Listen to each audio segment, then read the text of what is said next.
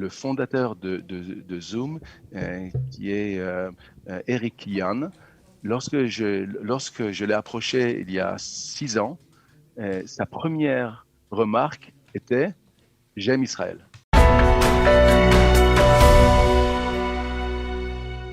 Comme chaque jeudi désormais, nous sommes ici dans ce studio avec notre ami Michael Blum. Bonjour Michael. Boker Tov Daniel. Merci d'être venu ici dans notre studio ce matin pour votre chronique. Une chronique que vous avez choisi de consacrer ce matin à une application, en tout cas un développement qui est incontournable depuis la crise du coronavirus, le Zoom, parce que, eh bien, il y a un lien avec Israël. Expliquez-nous. Alors, on reçoit ce matin Olivier Schiffman. Olivier a fait son alia en 1990. Il est originaire de Belfort.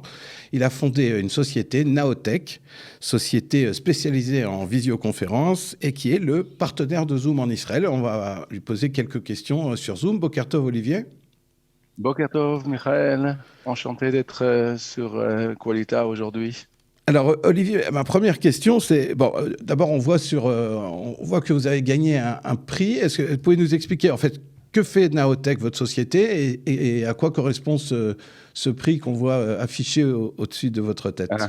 Oui, eh bien, Naotech est une société qui existe depuis 2004 et, et nous avons déjà depuis le début, nous aidons les sociétés à installer des solutions de vidéoconférence dans les entreprises et en fait les aider à utiliser les solutions qui leur permettent d'être plus efficaces dans leur domaine de collaboration et de rendez-vous à distance.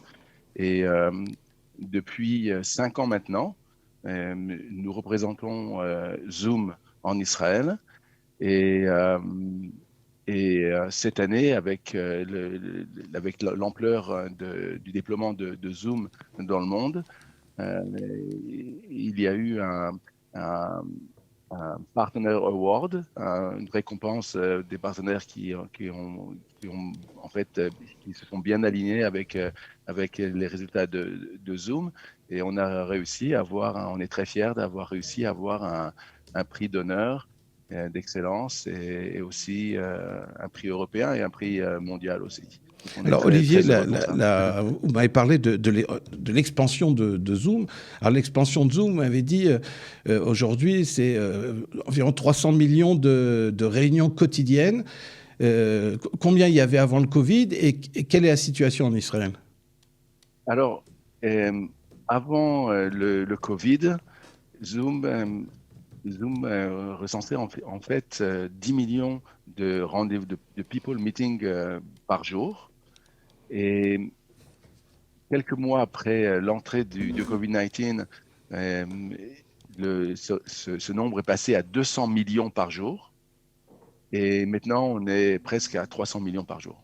Donc, c'est vraiment un trafic très important de meetings et de participants sur les réseaux Zoom. On n'a pas vraiment les données exactes sur Israël, mais elles sont proportionnelles à tout autre pays bien développé. Et en Israël, bien entendu, Zoom avait déjà, avant le Covid-19, un très bon déploiement de Zoom. C'était déjà, avant le Covid, Zoom était déjà un leader de la vidéoconférence en Israël. Alors Olivier, pour revenir plus spécifiquement à l'utilisation de Zoom en Israël, dans quelle mesure Zoom apporte quelque chose de particulier aux Israéliens, peut-être aux Juifs? On a parlé du Seder en Zoom il y a quelques mois pour Pessah. Quel est l'avantage, quel est le petit plus pour Israël? Je pense que d'une manière générale, une des raisons pour laquelle Zoom a si bien marché et a été si bien adopté dans le monde entier, je pense que la première raison, c'est la simplicité d'utilisation. Jusqu'alors, en fait, c'était assez compliqué de faire une vidéoconférence d'une manière professionnelle avec les outils que tout le monde avait. Et aujourd'hui, vraiment, c'est d'une manière très simplicité et c'est très accessible aussi. Donc, en fait, par leur moyen par un moyen de simplicité et d'accessibilité qui permettent à tout le monde de faire des vidéos, de faire de la vidéoconférence avec un programme même gratuit pour jusqu'à 40 minutes. Donc, tout le monde s'est mis à l'utiliser. Vous avez, lorsqu'on a parlé au téléphone, vous avez évoqué le fait que votre société, Naotech, et Zoom de manière générale, veulent apporter, faire des choses positives, apporter du bonheur aux gens dans une période difficile. Est-ce que vous pouvez détailler? Oui, bah, je pense que d'une manière générale, je pense que c'est pas seulement une tendance, mais une, euh, c'est vraiment une philosophie du business qui se développe depuis déjà beaucoup de temps, mais qui est très déterminée chez Zoom, qui est delivering happiness, de donner du bonheur aux gens. Donc en fait, le fait comme Zoom et ses solutions, comme d'autres d'ailleurs sont des solutions qui s'achètent mensuellement et annuellement. Donc, la chose la plus importante pour une société pour réussir à continuer à grandir, c'est de faire que ses clients soient contents. Et, euh, et c'est quelque chose qui est très à l'écoute chez Zoom. Et en fait, donc le corps, la partie très importante, elle est sur le produit, mais aussi elle se trouve à l'extérieur. Donc, dans le monde entier, Zoom essaye de faire des choses pour le social, pour la vie, pour tout le monde. Euh, Nous, en Israël, par exemple, on a essayé pour les fêtes pendant le Covid et jusqu'à maintenant, on essaye d'aider les sociétés, le social et Israël en fait essayer de se connecter et de permettre les associations à but non lucratif de réaliser un peu plus leur projet. Et on a aidé énormément on a fait énormément d'actions pour ces associations. Alors, c'est peut-être un secret, mais je vais quand même le dévoiler, Olivier. Vous avez étudié chez le Rav Botchko quand vous étiez jeune, Ah, oui. en France. Et Rav Botchko qui a été un des promoteurs, un des rabbins promoteurs sous certaines conditions, d'utiliser le Zoom pour le Seder de Pessah. Dans quelle mesure, justement, d'abord, est-ce que vous avez été en contact avec le Rav Botchko à ce moment-là? Est-ce que vous l'avez conseillé, vous l'avez expliqué Zoom? Et de manière générale, est-ce que des rabbins se tournent vers votre société ou des religieux de manière générale pour essayer de trouver des solutions aussi face aux questions religieuses pour Zoom et pour la vidéoconférence de manière générale? Ouais, en fait, je n'ai pas été en contact avec Rav Shaul Boshko pendant cette période. J'ai suivi plusieurs de ses cours en ligne, mais pas vraiment à ce sujet. Je sais que d'une manière générale, et je pense que c'est l'intérêt de Zoom, ça touche toutes les couches de la société, euh, 50. du, de l'é- de l'élève à l'école, à l'étudiant, aux professionnels, jusqu'aux rabbins et toutes les religions confondues, et aux hôpitaux et dans toutes dans toutes les couches de notre société, les gens ont compris qu'on qu'on peut faire, qu'on peut faire beaucoup de choses en virtuel. Bien sûr, on préfère se voir, on préfère être tous ensemble et permettre d'avoir un rapport social entre nous. Mais quand il n'y a pas le choix, alors c'est la solution qui permet de faire ça. Et voilà, et elle est là, quoi.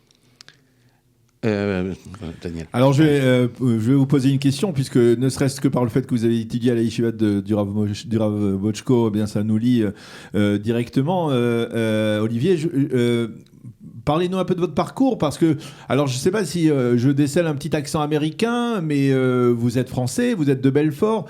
Quel est votre parcours en Israël depuis que vous avez fait votre aliyah? Ben, personnellement, je suis arrivé en Israël après avoir fini mes études de commerce en France. J'ai étudié à l'INSEC de Bordeaux.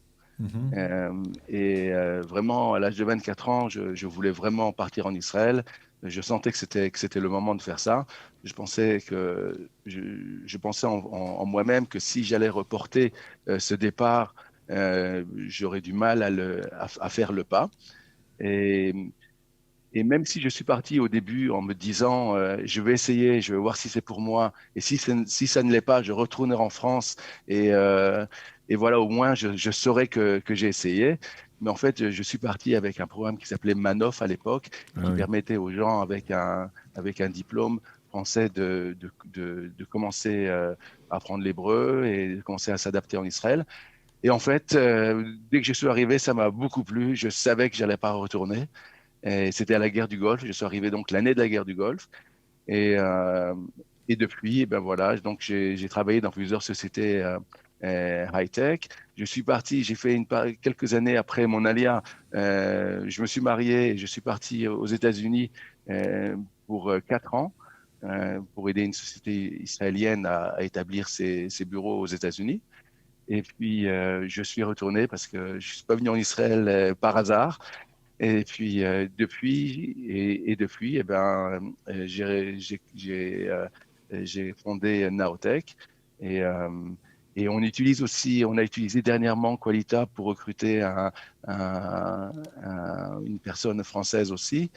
Euh, et, et voilà, donc on est on- je suis, euh, je suis très content d'être en Israël. Je me vois pas ailleurs du tout. Et, euh, et voilà. Et les fondateurs de Zoom, lorsqu'ils se tournent vers Israël, lorsqu'ils se tournent vers votre société, ils voient, on va dire, l'excellence d'Israël en matière de haute technologie. Ça les attire véritablement. C'est un facteur, on va dire, c'est un atout supplémentaire par rapport à d'autres pays. Alors, peut-être, mais en tout cas, il m'est arrivé une chose qui m'est rarement arrivée avec n'importe quelle autre société. Le fondateur de Zoom, qui est Eric Yan, lorsque je l'ai approché il y a 6 ans, sa première remarque était «J'aime Israël». Ah oui. Et cette annotation ne m'est jamais arrivée avec n'importe quel autre entrepreneur de suite que j'ai pu rencontrer. Et il vous a dit Et pourquoi? je ne sais pas, mais je pense que mais je pense que, mais je pense que l'attitude entrepreneur d'Israël, l'attitude de, euh, d'essayer des choses, de continuer, euh, de travailler dur De réfléchir en dehors des sentiers de battus. réfléchir voilà, exactement, sont des choses qui sont vraiment très en ligne avec Zoom. Et Zoom est une société qui a quand même grandi très très vite en très peu de temps. Et pour réussir un tel développement, il faut vraiment être très spécial et savoir réussir. Donc, j'étais très flatté qu'ils puissent dire ça d'Israël. Et depuis, c'est vrai que Zoom marche très bien en Israël. Ils ont pris des gens maintenant en Israël. Il y a des gens de Zoom qui travaillent en Israël. Le marché est très israélien et c'est un marché très intéressant pour Zoom. Olivier, une dernière question. Quel est l'avenir de Zoom? Quel est l'avenir de votre société? Est-ce que si demain, avec la campagne de vaccination, les gens reprennent une vie normale, est-ce que les gens vont arrêter de vivre par Zoom? Et vous avez parlé tout à l'heure d'apporter du bonheur. Est-ce que votre projet dans votre société, c'est de continuer d'apporter du bonheur aux gens? Quels sont vos projets d'avenir? Alors, c'est une très bonne question. Je pense que Zoom, même après le COVID-19, continuera à, à, à influencer le monde et à développer ces solutions. Il y a d'autres solutions qui ne sont pas seulement de la vidéo, qui sont au niveau de la téléphonie, qui sont très importantes aujourd'hui chez Zoom, mais, euh, mais je suis sûr, et non, maintenant les gens ont compris qu'en fait, on peut faire beaucoup plus de choses virtuellement. Et je pense que pour les sociétés, c'est un message qui m'étant très accepté. Donc, on peut faire du business virtuel. Et on n'a pas besoin d'aller à chaque meeting pour fermer un deal, pour faire du business. Et ça, c'est un message qui est capital. Au niveau et nous, on pense qu'au niveau Naotech et Zoom aussi, on est très en ligne avec leur culture. On pense que si on arrive à continuer à faire de faire que nos clients soient satisfaits et soient contents de nos solutions, on pense qu'ils resteront nos clients et donc on pourra investir dans d'autres solutions, dans d'autres domaines. Et donc on pense si on arrive à manager ça d'une manière intelligente et bien, je pense qu'on a un bon avenir. Mais c'est toujours un challenge, c'est toujours les difficultés sont toujours là pour tout le monde. Et puis, il faut réussir à les entreprendre, à les réaliser. Et, et c'est l'excitement qu'il y a dans notre travail. Et on n'a jamais quelque chose n'est donné, jamais quelque chose n'est facile, mais le challenge que l'on a de le réaliser et l'envie qu'on a de progresser, et si on arrive à lier ça, à faire du bonheur aux gens, à la société, aux gens qui nous entourent, et pour créer une joie qui nous permette d'aimer ce monde dans lequel on est, et si on arrive à lier ça à notre business, je pense qu'on a tout à gagner à faire ça. Merci beaucoup, Olivier, de cet entretien et Beatzlacha pour la suite. Merci beaucoup, Michael, et à très bientôt.